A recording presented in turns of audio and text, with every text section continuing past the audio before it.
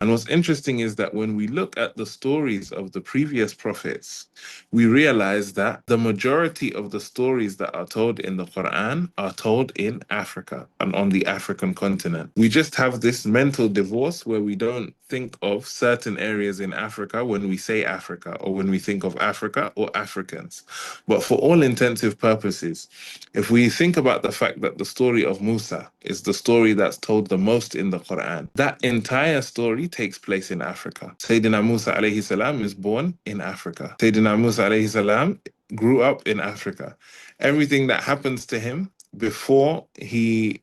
migrates to Median for a short period, because Median is not in Africa, but after he comes back from Midian and he comes back as a prophet to Fir'aun and he's meant to lead his people to freedom, the majority of that story takes place in Africa. And then if we look at the story of the ancestors of how these people got to that Egypt in the first place, the story of Yusuf alayhi salam, which Allah subhanahu wa ta'ala calls ahsanul qasas, the best of stories, and is the only story that's told in its entirety from beginning to end in a chapter in the Quran, Surah number 11. That entire story, from the moment Yusuf enters Egypt until his parents come and leave the promised land to meet him in Egypt, takes place all in Africa, on the African continent. And then, most importantly, aside from all of this, the city that we love the most as Muslims, the city that we have been commanded to face 5 times a day towards in prayer, the city that we as Muslims have to make pilgrimage to at least once in our life